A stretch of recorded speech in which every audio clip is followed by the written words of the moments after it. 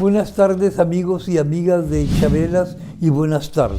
Yo quisiera en primer lugar agradecer a nuestro auspiciador Textiles San Camilo. El tema que vamos a tratar hoy día es el tema de la inmigración china al Perú. Nosotros hemos dicho que el Perú es un país multiétnico y pluricultural. Pues bien, uno de esos componentes de esa multietnicidad y pluriculturalidad es el pueblo chino. Se calcula que el 5% de la población peruana actualmente tiene ascendencia china, aunque no lleven el apellido, porque tuvieron que cambiárselo, muchas personas tuvieron que cambiarse el apellido chino y castellanizarlo cuando se fugaban o porque los registradores no sabían escribir bien los apellidos. ¿Cuándo llegaron? La llegada de la población china, de esta gran población china del Perú, se inició en 1849,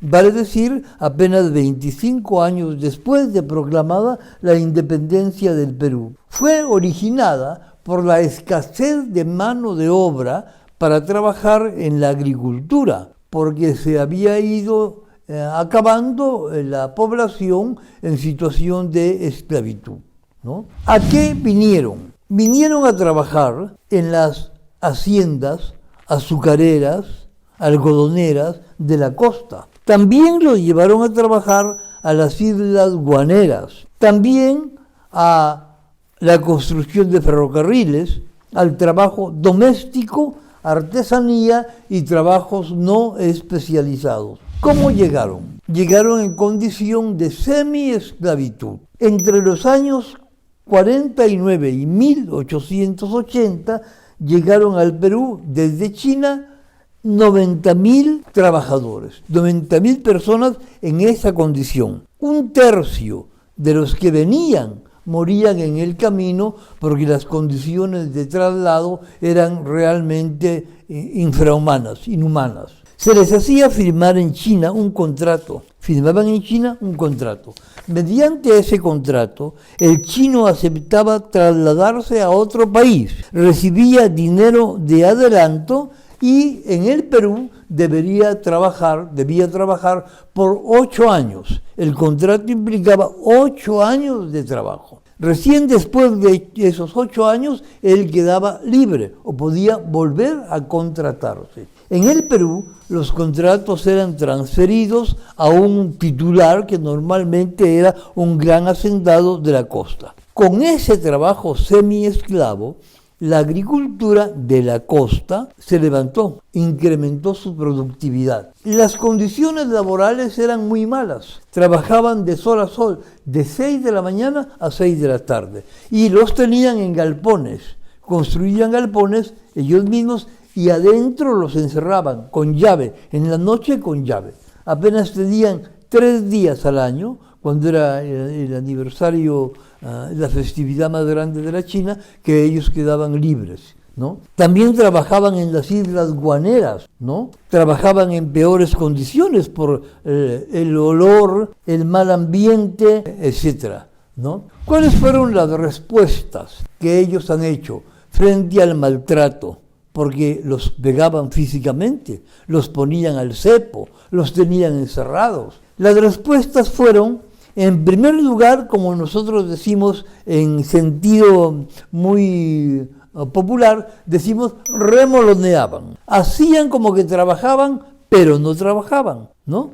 En segundo lugar, tumultos, protestas ante los hacendados, ante los administradores, ante los capataces. También hubo asesinatos. Asesinaban a uno por los grandes maltratos que tenía y también se suicidaban. Muchos de ellos se suicidaban a veces en grupos, ¿no? Y finalmente fugas y el cimarronaje. Cuando ya se pensaba que estaba llegando los 8 años, los hacendados inventaron la yapa. ¿Qué era la yapa? Que cumplidos los 8 años tenían que trabajar 6 meses más. ¿Por qué? Porque decían que alguna vez habrán estado enfermos, alguna vez no habrán asistido al trabajo. Entonces, con esos 6 meses se suponía que completaban los 8 años a los cuales estaban obligados. ¿Cómo terminó esta situación? El fin de la esclavitud o de la semi-esclavitud. En primer lugar, fueron cumpliendo los 8 años, las yapas y los años de recontrato. Fueron cumpliendo y se tenían que ir, se fueron yendo. En segundo lugar, el Perú estableció relaciones diplomáticas con China, con la China, y entonces ya no se podía mantener en esa condición. China también prohibió ese tipo de trabajos. El gobierno chino decidió enviar una comisión para investigar la condición de los culíes. Y finalmente, durante la guerra con Chile, muchos huyeron, porque como ustedes saben, el ejército chileno invadía las haciendas, desde el norte hasta el centro, el sur del Perú, invadían las haciendas y allí encontraban a los culíes en situación de semi-esclavitud encerrados y los declaraban libres. Algunos de ellos se iban con el ejército chileno y se declaraban libres. Esa es la historia, un poco trágica, pero finalmente después nosotros sabemos que han hecho grandes aportes en la ciencia, en las artes, en la gastronomía y en la medicina tradicional. Muchos de ellos ejercían la medicina que habían conocido en la China, la aplicaban acá y remedios, etc.